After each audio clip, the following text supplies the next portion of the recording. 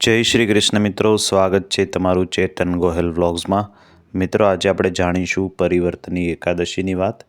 પરિવર્તની એકાદશી એટલે જલઝૂલણી એકાદશી 3 સપ્ટેમ્બરે રાત્રે 3:53 શરૂ થઈ 4 સપ્ટેમ્બર 4:21 પૂર્ણ થાય છે અને 3 સપ્ટેમ્બરના વ્રત કરવાનું રહે છે. મિત્રો, પરિવર્તની એકાદશીને આપણે જલઝીલણી એકાદશી અથવા પદ્મા એકાદશી પણ કહીએ છીએ. ભાદ્ર મહિનાના સુદ પક્ષની 11 એટલે પરિવર્તની એકાદશી. એવું માનવામાં આવે છે કે આ દિવસે ભગવાન વિષ્ણુ યોગ નિદ્રામાં પક્ષ પરિવર્તન કરે છે એટલે પડખું ફેરવે છે. તેથી તેને પરિવર્તની એકાદશી કહેવામાં આવે છે. મિત્રો, પરિવર્તની એકાદશી પંચાંગ મુજબ 3 સપ્ટેમ્બરના રોજ રાખવામાં આવશે અને ત્યારબાદ 4 સપ્ટેમ્બરના રોજ તમે બપોરે 1:46થી 4:07 સુધી ઉપવાસ તોડી શકો છો. એટલે ઉપવાસ બપોરે 1:46થી 4:07 સુધી તોડી શકાય છે. પૂજા વિધિની વાત કરીએ તો પૂજા માટે સ્વચ્છ પાટલા પર લાલ કપડું પાથરી ભગવાન વિષ્ણુની મૂર્તિની સ્થાપના કરવી. ત્યારબાદ તેને પીળા વસ્ત્ર પહેરાવા, પીળા ફૂલ, પીળા ફળ અને ચંદન લગાવી તુલસીજી અને મીઠાઈ અર્પણ કરો. ભગવાનને પંચામૃત શીરો અથવા ધાણા પંજરી અર્પણ કરી શકાય અને તેમાં પણ તુલસીપત્ર મૂકવાનું ભૂલવું નહીં. હવે શુદ્ધ ઘીનો દીવો પ્રગટાવો અને પરિવર્તની એકાદશીની વ્રત કથાનું પઠન કરો. ત્યારબાદ ભગવાન વિષ્ણુની ચાલીસા વાંચો અથવા વિષ્ણુ સહસ્ત્ર નામના પાઠ કરો. અંતે સુખ સમૃદ્ધિની કામના કરી પરિવાર સાથે ભગવાન વિષ્ણુની આરતી કરો. બીજે દિવસે ઉપવાસ તોડ્યા પછી ગરીબો અને બ્રાહ્મણોને ભોજન કરાવી દાન કરો. મિત્રો, પરિવર્તની એકાદશીને વામન એકાદશી પણ કહેવામાં આવે છે. તો આવો સાંભળીએ તેની વ્રત કથા. આપ ભાવથી ભગવાન વિષ્ણુના વામન સ્વરૂપનું મનમાં સ્મરણ કરતા જાજો.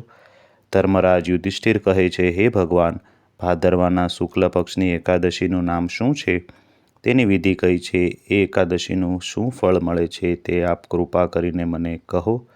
ત્યારે ભગવાન કૃષ્ણ કહે છે, હે રાજન, હવે હું અનેક પાપ નષ્ટ કરનારી અને અંતમાં સ્વર્ગ આપનારી ભાદરવા શુક્લ પક્ષની વામન એકાદશીની કથા કહું છું. આ એકાદશીને જયંત એકાદશી પણ કહે છે અને પરિવર્તની એકાદશી પણ કહેવાય. આ એકાદશીની કથા સાંભળવા માત્રથી પાપનો નાશ થાય છે. આ જયંત એકાદશીની કથા સાંભળવાથી નીચ પાપીનો પણ ઉદ્ધાર થાય છે. કોઈ ધર્મપારાયણ મનુષ્ય આ દિવસે મારી પૂજા કરે તો તેને સંસારની તમામ પૂજાનું ફળ આપું છું. જે મનુષ્ય આ એકાદશીના દિવસે ભગવાનની પૂજા કરે તેને ત્રણેય દેવતા અર્થાત બ્રહ્મા, વિષ્ણુ, મહેશની પૂજા કરે છે, એ એકાદશીનું વ્રત કરે છે, તેને સંસારમાં કાંઈ શેષ કરવું પડતું નથી. આ એકાદશીના દિવસે ભગવાન વિષ્ણુ પડખું બદલે છે એટલે પાસું બદલે છે, માટે તેને પરિવર્તની એકાદશી કહે છે. યુધિષ્ઠિર કહે છે, હે ભગવાન, તમારા વચન સાંભળી મને સંદેહ થાય છે કે તમે કેવી રીતે સૂવો છો તથા કેવી રીતે પાસા બદલો છો. તમે બલિને કેમ બાંધ્યા અને વામન રૂપ ધારણ કરી કઈ લીલા કરી? ચાતુર્માસ વ્રતની વિધિ કઈ છે તથા તમારા શયન કરવાથી મનુષ્યનું કયું કર્તવ્ય બને છે તે બધું જ મને વિસ્તારપૂર્વક કહો. ત્યારે ભગવાન કૃષ્ણ બોલ્યા, હે રાજન, હવે તમે પાપોને નષ્ટ કરનારી આ કથાનું શ્રવણ કરો. ત્રેતાયુગમાં બલિ નામનો એક દાનવ હતો. તે અત્યંત ભક્તિ ધરાવતો, દાની, સત્યવાદી, બ્રાહ્મણોની સેવા કરનાર હતો. પોતાની ભક્તિના પ્રભાવથી સ્વર્ગમાં ઇન્દ્રના સ્થાન પર તે રાજ્ય કરવા લાગ્યો. ઇન્દ્ર તથા અન્ય દેવતાઓને આ વાત સહન ન થઈ, તેથી તેઓ ભગવાન પાસે જઈ પ્રાર્થના કરવા લાગ્યા. ભગવાને વામનનું રૂપ ધારણ કર્યું અને રાજા બલિને જીતી લીધો. ત્યારે યુધિષ્ઠિર બોલ્યા, હે જનાર્દન, તમે વામન રૂપ ધારણ કરીને બલિને કેવી રીતે જીત્યો તે કથા મને વિસ્તારપૂર્વક કહો. ત્યારે ભગવાન કૃષ્ણ બોલ્યા, હે રાજન, મેં વામન રૂપ ધારણ કરીને રાજા બલિને યાચના કરી કે હે રાજન, તમે મને 3 ડગલા ભૂમિ આપો, તેનાથી તમને 3 લોકના દાનનું ફળ પ્રાપ્ત થશે. રાજા બલિએ આ નાની યાચનાનો સ્વીકાર કરી મને ભૂમિ આપવા તૈયાર થયા. ત્યારે મેં મારો આકાર વધારી ભૂલોકમાં પગ, ભુવનલોકમાં જાંઘ, સ્વર્ગલોકમાં કમર, મહરલોકમાં પેટ, જળલોકમાં હૃદય, તપલોકમાં કંઠ અને સત્યલોકમાં મુખ રાખી પોતાનું માથું ઊંચું ઉઠાવ્યું. આ સમયે સૂર્ય, નક્ષત્ર, ઇન્દ્ર તથા અન્ય દેવતા મારી સ્તુતિ કરવા લાગ્યા.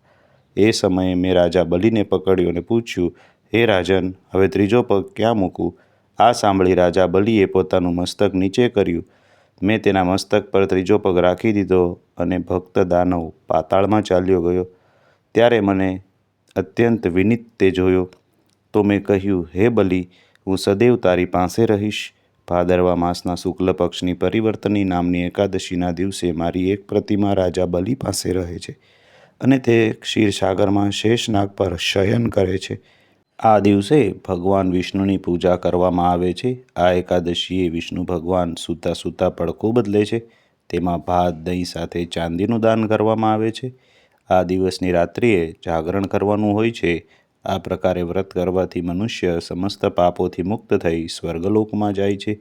બોલીએ વિષ્ણુ ભગવાનની જય. તો મિત્રો, આ હતી પરિવર્તની એકાદશી, જેને વામન એકાદશી, પદ્મા એકાદશી અથવા જલજીલણી 11 તરીકે પણ ઓળખવામાં આવે છે. વિસ્તાર પ્રમાણે અલગ અલગ નામથી આ એકાદશીને ઓળખવામાં આવે છે. અંતમાં તો ભગવાન વિષ્ણુની આમાં પૂજા થાય છે અને સાથે સાથે મા લક્ષ્મીની પણ આ દિવસે જો પૂજા કરવામાં આવે તો ઘરમાં સમૃદ્ધિની પણ પ્રાપ્તિ થાય છે. ભગવાન વિષ્ણુની જય, ભગવાન વામનની જય, ભગવાન કૃષ્ણની જય. તો મિત્રો, આ વિડીયોને અહીંયા પૂર્ણ કરીએ છીએ. મને સાંભળવા માટે આપનો ખૂબ આભાર. વિડીયો ગમ્યો હોય તો ચેનલને સબસ્ક્રાઈબ કરવાનું ભૂલતા નહીં. આપ સૌને અમારી ચેનલના જય શ્રી કૃષ્ણ. ઓમ નમો ભગવતે વાસુદેવાય.